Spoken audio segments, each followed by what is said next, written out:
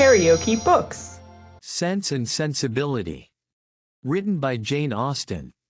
Audiobook. Chapter 41. Edward, having carried his thanks to Colonel Brandon, proceeded with his happiness to Lucy, and such was the excess of it by the time he reached Bartlett's Buildings, that she was able to assure Mrs. Jennings, who called on her again the next day with her congratulations, that she had never seen him in such spirits before in her life. Her own happiness and her own spirits were at least very certain, and she joined Mrs. Jennings most heartily in her expectation of their being all comfortably together in Delaford Parsonage before Michaelmas. So far was she, at the same time, from any backwardness to give Eleanor that credit which Edward would give her, that she spoke of her friendship for them both with the most grateful warmth, was ready to own all their obligation to her, and openly declared that no exertion for their good on Miss Dashwood's part, either present or future, would ever surprise her, for she believed her capable of doing anything in the world for those she really valued. As for Colonel Brandon, she was not only ready to worship him as a saint, but was moreover truly anxious that he should be treated as one in all worldly concerns, anxious that his tithes should be raised to the utmost, and scarcely resolved to avail herself, at Delaford, as far as she possibly could, of his servants, his carriage, his cows, and his poultry. It was now above a week since John Dashwood had called in Berkeley Street, and as since that time no notice had been taken by them of his wife's indisposition, beyond one verbal enquiry, Eleanor began to feel it necessary to pay her a visit. This was an obligation, however, which not only opposed her own inclination, but which had not the assistance of any encouragement from her companions. Marianne, not contented with absolutely refusing to go herself, was very urgent to prevent her sister's going at all. And Mrs. Jennings, though her carriage was always at Eleanor's service, so very much disliked Mrs. John Dashwood, that not even her curiosity to see how she looked after the late discovery, nor her strong desire to affront her by taking Edward's part, could overcome her unwillingness to be in her company again. The consequence was that Eleanor set out by herself to pay a visit, for which no one could really have less inclination, and to run the risk of a tete-a-tete with a woman, whom neither of the others had so much reason to dislike. Mrs. Dashwood was denied, but before the carriage could turn from the house, her husband accidentally came out. He expressed great pleasure in meeting Eleanor, told her that he had been just going to call in Berkeley Street, and, assuring her that Fanny would be very glad to see her, invited her to come in. They walked upstairs into the drawing-room. Nobody was there. "Fanny is in her own room, I suppose," said he. "I will go to her presently, for I am sure she will not have the least objection in the world to seeing you. Very far from it, indeed. Now especially there cannot be, but however, you and Marianne were always great favorites. Why would not Marianne come?" Eleanor made what excuse she could for her. "I am not sorry to see you alone," he replied, "for I have a good deal to say to you. This living of Colonel Brandon's, can it be true? Has he really given it to Edward? I heard it yesterday by chance, and was coming to you on purpose to inquire farther about it. It is perfectly true. Colonel Brandon has given the living of Delaford to Edward." "Really? Well, this is very astonishing. No relationship, no connection between them, and now that livings fetch such a price. What was the value of this?" "About 200 a year." "Very well, and for the next presentation to a living of that value, supposing the late incumbent to have been old and sickly, and likely to vacate it soon, he might have got, I dare say, £1,400. And how came he not to have settled that matter before this person's death? Now indeed it would be too late to sell it, but a man of Colonel Brandon's sense? I wonder he should be so improvident in a point of such common, such natural, concern. Well, I am convinced that there is a vast deal of inconsistency in almost every human character. I suppose, however, on recollection, that the case may probably be this. Edward is only to hold the living till the person to whom the colonel has really sold the presentation is old enough to take it. Aye, that is the fact, depend upon it. Eleanor contradicted it, however, very positively, and by relating that she had herself been employed in conveying the offer from Colonel Brandon to Edward, and therefore must understand the terms on which it was given, obliged him to submit to her authority. "It is truly astonishing," he cried, after hearing what she said. "What could be the Colonel's motive?" "A very simple one, to be of use to Mr. Ferrars." Well, whatever Colonel Brandon may be, Edward is a very lucky man. You will not mention the matter to Fanny, however, for though I have broke it to her, and she bears it vastly well, she will not like to hear it much talked of." Eleanor had some difficulty here to refrain from observing, that she thought Fanny might have borne with composure, an acquisition of wealth to her brother, by which neither she nor her child could be possibly impoverished. "Mrs. Ferrars," added he, lowering his voice to the tone becoming so important a subject, "knows nothing about it at present, and I believe it will be best to keep it entirely concealed from her as long as may be. When the marriage takes place, I fear she must hear of it all." But why should such precaution be used? Though it is not to be supposed that Mrs. Ferrars can have the smallest satisfaction in knowing that her son has money enough to live upon, for that must be quite out of the question. Yet why, after her late behavior, is she supposed to feel at all? She has done with her son, she cast him off forever, and has made all those over whom she had any influence, cast him off likewise. Surely, after doing so, she cannot be imagined liable to any impression of sorrow or of joy on his account. She cannot be interested in anything that befalls him.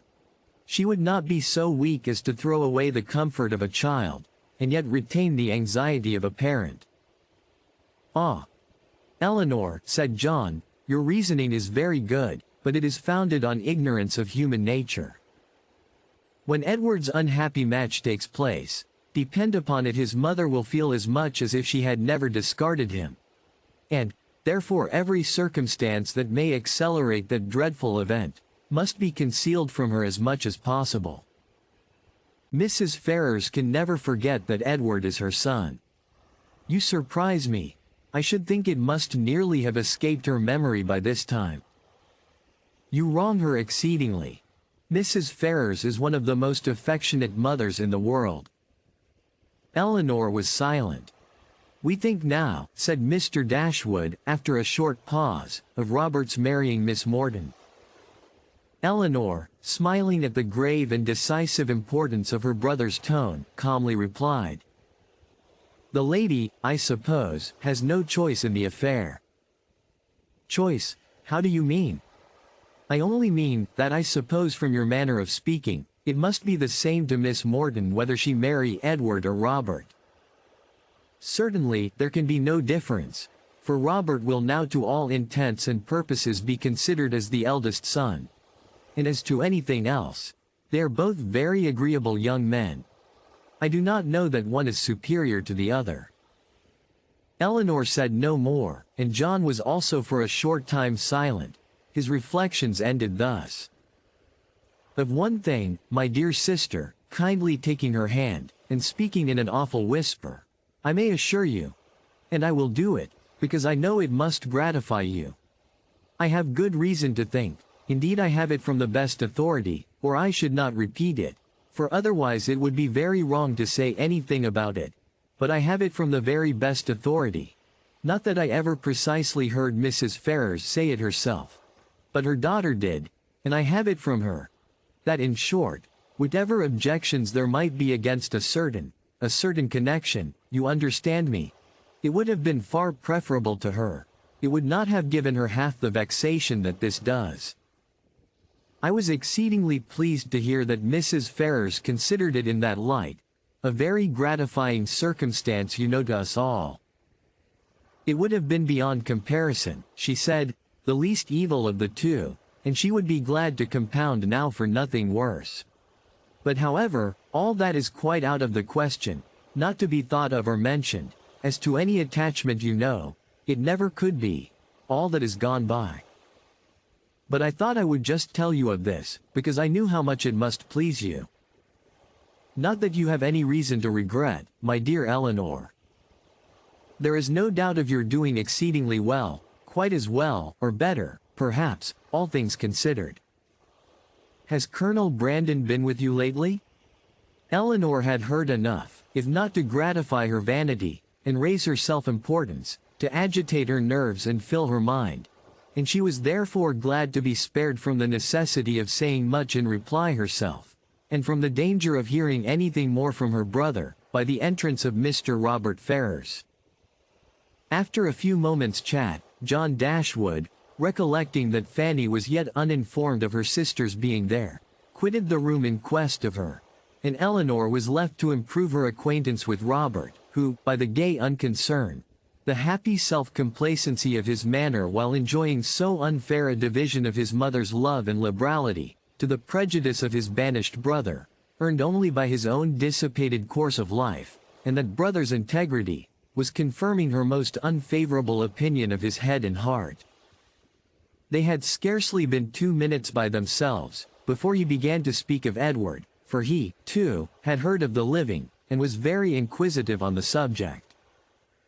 Eleanor repeated the particulars of it, as she had given them to John, and their effect on Robert, though very different, was not less striking than it had been on him. He laughed most immoderately. The idea of Edward's being a clergyman, and living in a small parsonage house, diverted him beyond measure. And when to that was added the fanciful imagery of Edward reading prayers in a white surplice, and publishing the banns of marriage between John Smith and Mary Brown, he could conceive nothing more ridiculous. Eleanor, while she waited in silence and immovable gravity, the conclusion of such folly, could not restrain her eyes from being fixed on him with a look that spoke all the contempt it excited.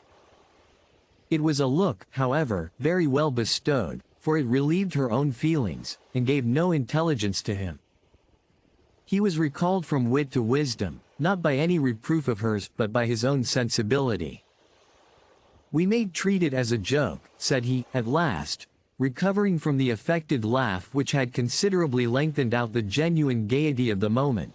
"But, upon my soul, it is a most serious business. Poor Edward! He is ruined forever.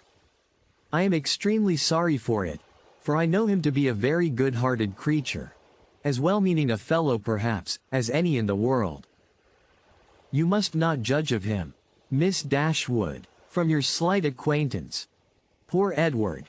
His manners are certainly not the happiest in nature, but we are not all born, you know, with the same powers, the same address. Poor fellow, to see him in a circle of strangers, to be sure it was pitiable enough, but upon my soul, I believe he has as good a heart as any in the kingdom. And I declare and protest to you I never was so shocked in my life. As when it all burst forth. I could not believe it. My mother was the first person who told me of it. And I, feeling myself called on to act with resolution, immediately said to her, 'My dear madam, I do not know what you may intend to do on the occasion. But as for myself, I must say, that if Edward does marry this young woman, I never will see him again.' That was what I said immediately. I was most uncommonly shocked. Indeed, poor Edward! He has done for himself completely, shut himself out forever from all decent society, but, as I directly said to my mother, I am not in the least surprised at it. From his style of education, my poor mother was half frantic. Have you ever seen the lady?" "Yes, once while she was staying in this house. I happened to drop in for 10 minutes, and I saw quite enough of her. The merest awkward country girl, without style or elegance and almost without beauty. I remember her perfectly. Just the kind of girl I should suppose likely to captivate poor Edward. I offered immediately, as soon as my mother related the affair to me, to talk to him myself and dissuade him from the match. But it was too late then, I found, to do anything, for unluckily, I was not in the way at first, and knew nothing of it till after the breach had taken place, when it was not for me, you know, to interfere.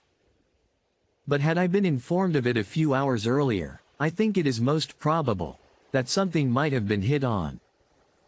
I certainly should have represented it to Edward in a very strong light. My dear fellow, I should have said, consider what you are doing.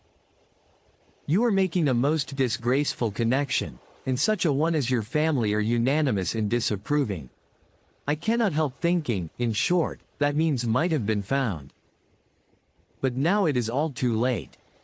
He must be starved, you know, that is certain, absolutely starved. He had just settled this point with great composure, when the entrance of Mrs. John Dashwood put an end to the subject.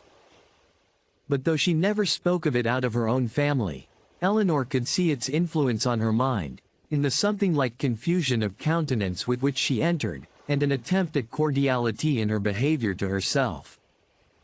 She even proceeded so far as to be concerned to find that Elinor and her sister were so soon to leave town, as she had hoped to see more of them, an exertion in which her husband, who attended her into the room, and hung enamored over her accents, seemed to distinguish everything that was most affectionate and graceful.